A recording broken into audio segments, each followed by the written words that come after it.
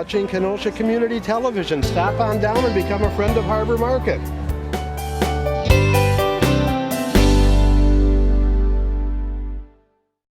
To serve you guys, we've had a lot of things that we've done over the last several years. We've formed a lot of great relationships, made a lot of great plans, some of which we're going to talk about here tonight. We've got some great guest speakers. We're going to talk on a variety of different topics and issues covering the state, covering our police department, mayoral candidate also here, and then obviously a lot of Q&A. Really, for me, I like to try and get through the slides as fast as we can because really this time is really about you guys and what issues, questions, concerns that you have that we can take back and obviously formulate a plan and get those done. That's really the focus here tonight. Before I do get started, I know that there's a number of people who couldn't make it here tonight because unfortunately our district had a tragedy earlier this week. We lost someone rather suddenly, and I've worked with his family for a long time, but Tony Brothen, who we lost very unexpectedly last week. I know there's a lot of people here who were close with him, and I'd ask you to keep his family in your thoughts and prayers. I had a chance to meet with his mom, Chris, and Randy earlier before I came here today. Great family, great people. I know some of you guys probably know them. I just ask you to keep them in your thoughts and prayers as we proceed. It was very unexpected and very tough for them. So I know that there's a lot of people who were there and maybe showing up here a little late. Before we also get into the nuts and bolts, I do want to recognize that we've got a couple of guest speakers, but we've got some folks here I want to introduce. If they can stand up when I call them out, who have either been very influential in this community or have been a tremendous asset to myself and to this district overall. First one we have Judge Jason Rosell. Judge Rosell is actually a constituent here, lives in the district. We've got my good friend and former colleague, former alderman and former president of the South Shore Realtor Association, Anthony Nudo. If you're looking to move, although I hope you don't, I hope you guys give Anthony a call. Great guy, great family. A couple other folks from our county board. We've got Boyd Frederick. Boyd's here. Boyd and I share boundaries and responsibilities. Boyd will get a chance if you guys have questions as it relates to the county. He'll introduce himself to you guys and hopefully answer any questions you have. Then we got a couple of folks from our city council who are here, who I tell you, some of you guys who follow the news and follow things, I couldn't handle the stress and the battles that we undertake without the two of these folks' help. First one is Alderman Jenkins, Rhonda Jenkins from the 2nd District. And then my good friend from the north side who told me that he had to pack a bag to come all the way out to the west side. Alderman G. John Ruffalo is also here. Two people who have been instrumental in helping us and getting a lot of the things done that we've needed here in this district.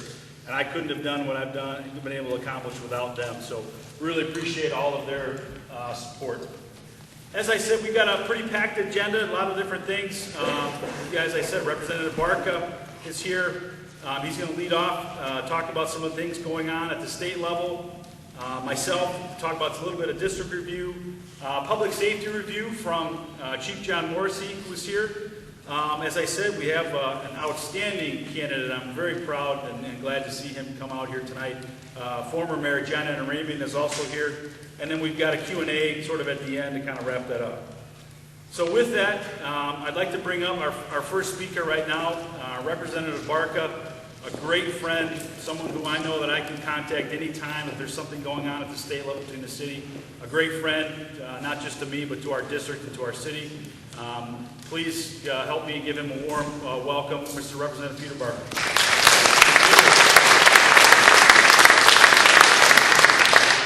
I want to thank Alderman Begala. We've been doing sessions together over the past 4 years, and I think it's so vital in government. You try to work together across the levels, whether it be county, we got county board members here, the city, state level, federal level. It's very important to try and coordinate services, try to get things accomplished, and I know nobody works harder for his district than Alderman Begala does. We talk regularly. I don't think a couple of weeks go by and we don't at least talk about issues that are important on the west side, and he champions those issues. And so many others that are in the audience here today, we regularly get together on across the board. Monday mornings, sometimes we have like a coordinating meeting with aldermen, county board members, and legislators, and it's a good way to try to work together, aim and see what projects are important, what things are coming up that could affect us on each level. In fact, I just came from the Capitol now, and I apologize, I'm going to have to leave after my segment's done because I also serve on the Parkside Foundation Board. We've got a committee meeting going on today, and we also have got another event I have to speak at as well. So, but today at the Capitol, we had a bill up regarding the TIFs involved in the city of Kenosha. And the mayor was up there to testify. One of the county board members, Retzlaw, who represents part of the town of Summers, which also is in my district, was up there as well. We had a real good hearing, and I think we made good progress. We seem to get a very positive response. Part of the issue with the TIF is that with the Amazon project, which Alderman McDowell was there yesterday, along with so many of the officials that are here today, that brings us right up to our TIF limit. And it's a very exciting day yesterday. 2,000 jobs now are at Amazon. And I have the good fortune, I serve on the Wisconsin Economic Development Corporation. I was able to make the motion to be able to pass that provision to allow for the state to help fund that operation. And really we've had some great success in that regard. There's some other projects in the pipeline that we talk about during closed session and sort of sworn secrecy, which is always hard. You know there's a project about to pop, you want to tell everybody, but you can't do it because negotiations are very sensitive. Kenall opened up, I think, about 6 to 8 months ago. That's 500 jobs. In Syncrator, another project we worked on, they opened up an operation in Kenosha, Racine-based group, and those jobs are really well-paying jobs. They pay over $20 an hour. That's particularly exciting because, to me, it's very important that we have family-supporting jobs, that people can work full-time, support their family in dignity. I think there's nothing more important than that. So those are the issues that I focus on, are issues regarding economic development, trying to close the skills gap. As you may or may not know, across America, there's 2 million jobs currently being advertised that cannot be filled because people don't have the skills to fill them. And I've worked very closely with the vocational college presidents like Brian Albrecht here in Kenosha, Lee Rosh, who's sort of the dean of the delegation. He's the president for Western Wisconsin, the president of Waukesha Technical College in Milwaukee. And we put forward a provision to try to help to close the skills gap so that we identify those particular areas where the private sector has indicated that there's jobs available but they can't find employees, and to try to provide assistance to technical colleges so that they can run what's called these boot camp programs, which are short-term training programs. They last 3 months, 6 months. And I was very fortunate just a couple months ago, I was at the one that they put on that we helped to pass in the budget back a couple budgets ago regarding cabling. And it's sort of an electronics type of program. And we had, I think, 20 graduates, 18 of the 20 already had jobs before they even graduated. And again, family supporting wages. So those are the issues I like to work on. Obviously, we're in the middle of the fall session coming up. In the budget provision that just passed, we had a pretty difficult budget. A couple things that sometimes it's what you pass, sometimes it's the things that you prevent from passing. And one of the more significant things that I care deeply about, economic development, job creation, but also about clean, open, and transparent government. I think there's nothing more important, especially for those of us on the Illinois border. The last 2 governors in Illinois are in prison. I don't think they share a cell together. But terrible. I mean, that is not what we want in Wisconsin. I think it's vital that we have clean, open, and transparent government. It's been a legacy of this state, along with things like quality education, helping workers to get a fair shake, to get a family-supporting job, that I think are most vital. And there was an effort made to try to restrict open records. Now think about this. The records that are in my office and everybody else's office, you pay for them. It's your taxpayer dollars that goes to fund them, and I think it's vital that people have access to open records. So now, myself and Representative Chris Taylor have a constitutional amendment to try and make it in the Constitution. Because what happened is on the Finance Committee, in a motion that came up at like 9 or 10 o'clock at night on a holiday weekend on the 4th of July, they tried to restrict people's access to open records. Fortunately, the press went wild. Everybody really came out strongly against this notion of restricting open records. But the goal was within 6 days to make it the law of the land. So I want to enshrine in our Constitution that people have a right to open records. And so that's one thing that was a success in the budget. Now I want to take it a step further. Another issue, I know in fact I was talking to Supervisor Boyd Frederick. He has in his newsletter the Aging and Disability Resource Center. Kenosha County is one of the best. You know, I lost my mother, who I just adored and loved dearly, in June. She and Christmas, we almost lost her. And she needed that kind of rehab services. And here, you know, I've been in office. I know most people across the county. But without that kind of center available that knows the community, knows where there's openings, knows how to serve people that are, you know, aging, frail elderly, we would have been lost. And I think how that preserved her life. We got 6 more glorious months because of that.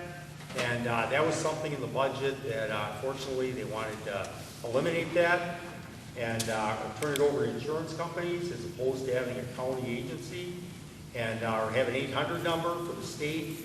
I think it's better to have it locally available so that people can call. When they call, you've got people like Laverne Jaros, who's the head of that center here in Kenosha County, that knows, you know, every service available. And so that was another thing that I thought was so important as a victory during the budget session. We were able to preserve that. Finally, I just want to talk about the fall session because there's so many things that we could and should be doing that I think would make our state stronger. We had a hearing yesterday on the higher ed lower debt bill to try to allow students, and I had two children graduate from college just over the course of the last 3 or 4 years, and kids today are coming out with just unbelievable debt. And just like those of us that have a house and have a mortgage, you're able to refinance that debt. And we just believe people should have that wherewithal, and it would help the economy. Because these young professionals today get out of college, many of the wages, starting wages, are not that high, and they struggle. By the time they pay their debt for their colleges, they have very little left to be able to have the extras. And you know, the one thing I would emphasize that I give in every speech is I always say to people, we should never forget there was a strong, vibrant middle class that made America and Wisconsin the economic envy of the world. You've got to help the middle class to be able to support their family dignity. And this is one thing that if they have that extra money by being able to refinance their debt, they'll be able to buy the extras, fix their roof, buy extra appliances, and that's what makes the economy go. So that's something I would love to see pass. Another issue, you know, from a family values perspective, is to allow people to earn sick time, to be able to make it so that companies that provide for people the ability to take time off when their parent's sick, child is sick, things of that sort, we can strengthen that law. These are just a couple of things I'd like to see happen. Now, I'm very concerned, though, because what I see happening and what's being proposed for this fall session, which concerns me enormously, are bills like to get rid of the GAB, the Government Accountability Board. Now, there are elections and ethics watchdogs. 8 years ago, this bill passed to create the GAB. And, you know, prior to that, we went through our worst ethical scandals maybe in a generation in Wisconsin, because we have partisan boards. We have Democrats appoint people, Republicans appoint people, and they were always deadlocked. And I think that's a mistake. Now we have a system where we have retired judges. Judges, you know, like our good judge here who's here, they're trained to be objective, to look at the facts and come to a conclusion. And whether it's Democrat or Republican, I don't want to be able to tell a retired judge what to do. I want them to exercise their best judgment. And it's worked well. The last 8 years, we've avoided the kind of scandals that we had the previous 15 years. Now, here's the thing that's so remarkable. When that bill passed 8 years ago, the vote is 132 legislators. Let's take a stab. How many people do you think voted against this? Out of 132. You want to take a stab? 10. I know that'd be great. If you only had 10 people, that's a success. 2, 130 to 2 between the two houses, because we recognized there was a serious problem. And on a bipartisan basis, it passed in a strong measure. I'm very concerned that the plan that was introduced by Representative Knudsen is to go back to a partisan board. That's where we had all the problems. I think we should take the partisanship out of it. I think having retired judges makes sense. In fact, the irony of the governor is the majority of the board members he appointed. So I don't know why there's this push to change it. I suspect it's because, you know, that people want to control these people that are on this board. And I think that'd be a mistake. The other piece of legislation that's going to be coming up very soon that I'm also extremely concerned about is to end the John Doe for political crimes. Now get this, so if you own a business, we could still have a John Doe against you. If you're a private citizen, you have a John Doe investigation. But there's a bill to exclude political crimes, specifically from a John Doe investigation. I think it's a huge mistake. I think that we should let the prosecutors have these prosecutorial tools. There's checks and balances in the system. Most prosecutors, in fact, everyone that I talk to, support maintaining it. So I'm concerned more in the fall session because I think there's serious positive things we can do to improve our economy, help strengthen the middle class, and I'm hoping we get some of these bills up. I want to end just on one more note. I've been working very closely with our Attorney General, and I have to say I'm very impressed. Brad Schimmel's the new Attorney General. When the open records issue came out, he immediately jumped on it, said this is a mistake, we should go down that route. So I got to know him through that process. Now he's been working very aggressively on this whole issue with opiates. And I know our chief of police is here, that might address this issue, but we got a serious problem with this issue. And we have to address it. So I'm working with him on a PR campaign he's putting together. We've got legislation, about 4 bills on a bipartisan basis that need to pass. So anyway, that's my report for where we're at, things we're working on, what's going on in Madison. And I'd be happy to answer any questions that you have. And I've got business cards in the back, so anybody that has any questions, feel free to give me a call. We have an 800 number. Take my hand and start a brand new day. And together as one we'll start to see some change. Underneath everything we are, underneath everything we do, we are all people, connected, interdependent, united. And when we reach out a hand to one, we can influence the condition of all. That's what it means to live united. After redistricting a couple years ago, that's when he became our representative. So it's actually, I'm really proud to call him a friend, and we have no greater friend in Madison than Representative Barca, so thank him for taking time to come out here. A couple of things. I was actually hoping he was going to get into some of this stuff. Real quick, just kind of hit some highlights of things that we've done over the last year or so. A lot of these things are generated not from just these meetings here, but a lot of separate meetings that I have, smaller sessions, things I do with the school and whatnot. A lot of this has to do with feedback from a lot of you. Probably the biggest issue that we deal with here, and I am in constant contact with Chief Morrissey on, is traffic enforcement. And we have more and more need for traffic enforcement all across our district, all across the city, really. When I talk to friends and neighbors, even some of my colleagues across, that's one of the greatest issues that they have. And so what we've done is we've had a number of these special assignments where officers come out, particularly in the summertime. We do the motorcycle patrols, and they're out there hitting it hard.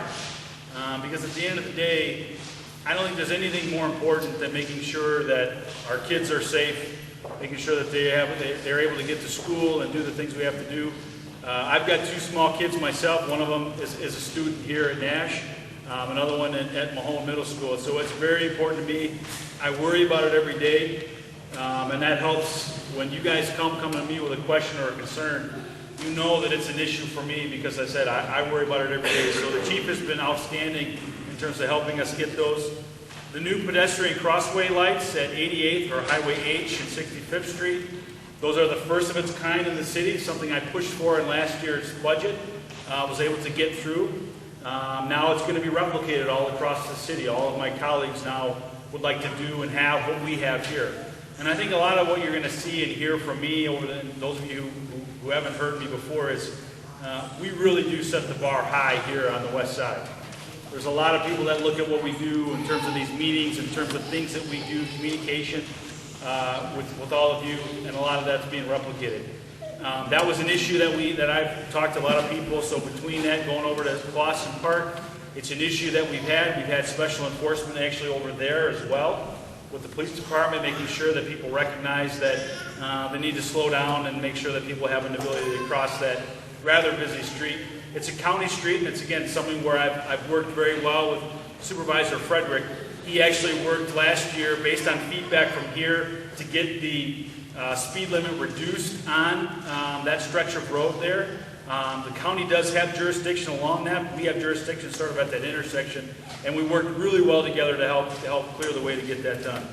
Parkway trees. One of the issues that we've probably all seen, you see it all across the city, is this emerald ash board.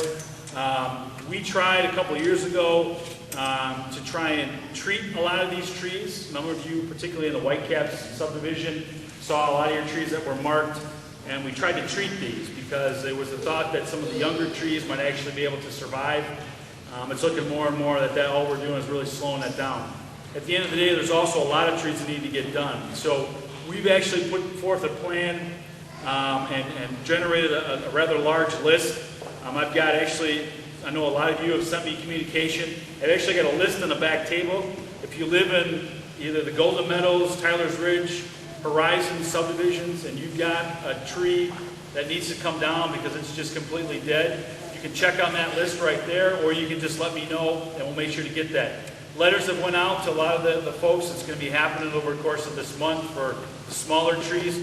Whitecaps subdivision, which has some larger ones, we actually have a contract for that's actually moving its way through council, and they'll be able to go through and take care of some of those larger trees. Replacement is going to be coming up. It does take a little time. There is a rather large list because again, this doesn't just impact us here on the west side. This is a citywide issue. We've lost a tremendous amount of trees because of this issue, not just here, but really all across the country, unfortunately. The FEMA maps, we talked about that a lot. That was finally approved here just about a little over a year ago now. And then one of the things, again, just from feedback I got from folks, left-hand turn configuration. If you remember when they did all the construction out there by Woodman's, and if you're coming out of 118th Avenue and you're taking a left to go east on Highway 50, they only had it set up for one lane, and that was a real pain in the butt. I mean, for a lot of us, particularly on the weekend, if you're crazy enough to go to Woodman's on a Saturday or Sunday. But, so we worked with the DOT, worked with Representative Barca in his office, and we were able to get them to expedite. They actually added the additional lane, which really helped with the congestion that was going on there. So that was a big deal. But again, working, forming these relationships with people, we're able to get these things done, hearing your feedback, taking that, and figuring out a way to get that done. So those are just some of the highlights of things that we'll talk in more detail, some other policies and things that are coming up, and things that we've done. The other thing really important, again, here, looking at it from a safety standpoint, is updating all the signage. As I talked about last year, Nash and the 17th District was the first city in Kenosha to have these new signage. As we changed our laws in terms of how you can use your cell phone, where you can use it, we were the first ones to get these types of signage. And as a follow-up to that, we've now added all of the different signage, which is going to help the police department to make sure that they have the ability to enforce that. So you'll see in all of these areas here, every road that's coming into Nash and to where we are right now has got all new signage, crosswalks, areas identified, as well as the speed limit piece of 15 miles an hour for it being a school zone. That's going to help the police department when they're enforcing this area. You can't say now that you didn't know that was the case. You're coming into a school zone. You know it now with all the signage, and that's going to help them out tremendously overall.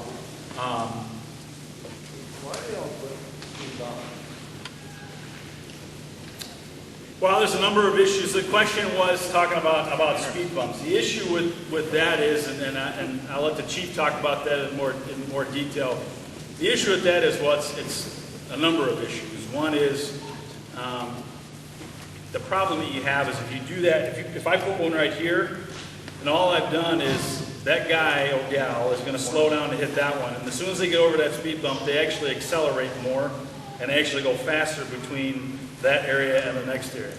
The other issue deals with, particularly on some of the major routes or major roads, for example, such as 96, 94, or other areas, is from a snow plowing standpoint, you end up damaging plows as they go through. They forget to pick those up. It happens all across. So what we try to do in order to do that, and which I think is actually more effective, is we target the actual offenders. And that's what these special assignments and these enforcements do, is we say, look, not everybody's doing it. We know that there's other individuals out there that are the ones that we want to target, and we go after those ones. We also work, and we talked about it here, and we talked about it at Nash, where people who see these kinds of things, and particularly those of you who have ever volunteered at the end, during the drop-off and pick-up here at Nash, it's an issue. And so what we've done is we've worked out with a lot of the folks that do that, where they actually get down license plates, description of vehicles, and the police department pays them a visit. If we've got people who are reckless driving, especially when you're in and around this school, we're not going to tolerate that. And so sometimes it's a friendly little reminder. In other cases, there may be other things we need to do based on what other people have witnessed and seen, and we try to take care of it that way. So that's why we do the things we do and why we do it. Are you camera shy but would like to get behind the scenes of the fun-filled world of television production? Then Kenosha TV just might be the place for you. Every week, your friends and neighbors on Kenosha TV create new programs. We always need people like you to help direct the shows, man the cameras, tweak the audio, and have a great time in producing programming for Kenosha viewers. No experience is necessary. Kenosha TV provides the training and equipment for you. For more information, give us a call or go to our website. As a parent, I know one of the most important times to be with your children is when they aren't feeling well. That's when the love and comfort of a family is essential to a child's well-being. For many families, there's a place they can go to find the support they need. Ronald McDonald House Charities programs provide that supportive environment so families can be together while their children are dealing with serious illnesses and undergoing treatment. It's a home away from home for families in need, giving them more time for hugs, kisses, and quiet moments together. You can volunteer your time at a local Ronald McDonald House and help a family in need by cooking a meal or hosting a movie night. You can also drop your extra change in an RMHC canister. These contributions, both large and small, help more than 10,000 families every day. Proof that a little help goes a long way. Today is a great day for all of us to show our support and help give families in need more time together. To find out how you can get involved in your community, visit rmhc.org.